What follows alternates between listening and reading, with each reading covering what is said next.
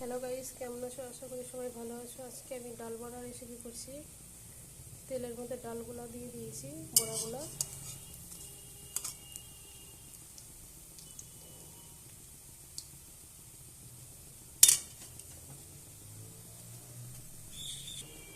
দেখো গাইস, বড়াগুলো ভাজা হয়ে গেছে, আমি তুলে নেব। আবার আমি দিয়ে দিয়েছি ডালগুলো।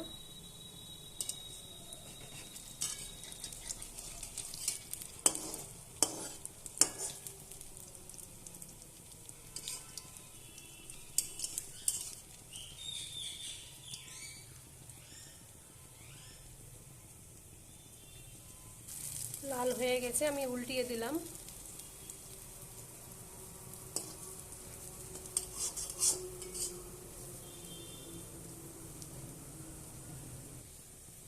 ভাজা হয়ে গেছে, এবার তুলে নেব। কড়াইয়ে আবার একটু আমি তেল দিয়ে দেব।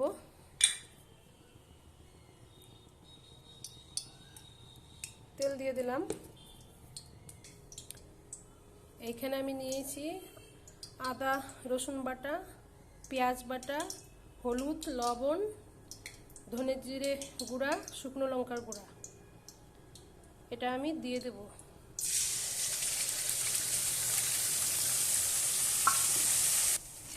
মশলাটা এবার আমি ভালোভাবে কষাবো।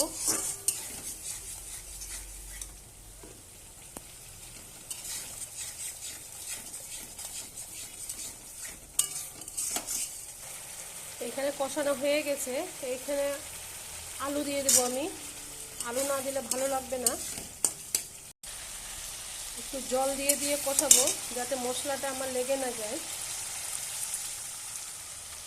জল দিয়ে দিলাম একটু, আবার কষাবো এটাকে।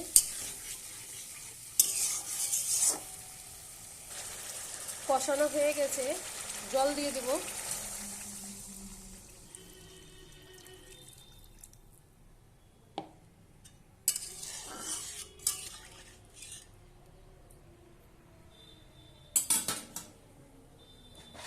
এবার আমি এটাকে ঢেকে দেব।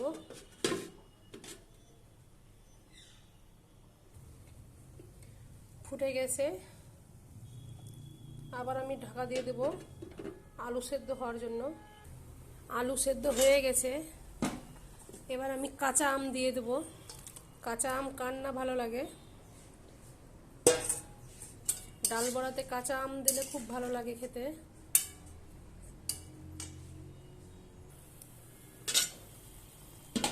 আম আলু সিদ্ধ হয়ে গেছে, এবার আমি বড়াটা দিয়ে দেব।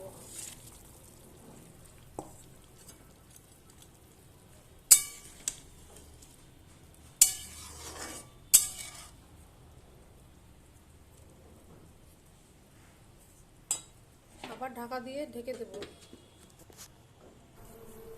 এটা ফুটে গেছে বড়াটা।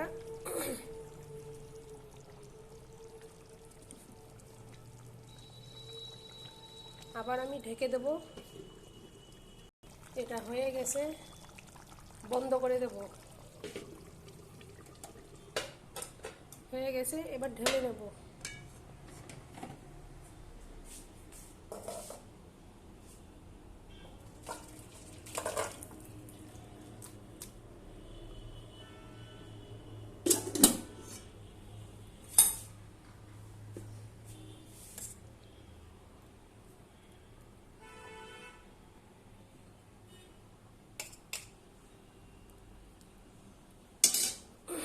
এটা হয়ে গেছে।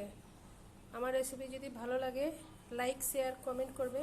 নতুন নতুন রান্না পেতে ফলো অ্যান্ড সাবস্ক্রাইব।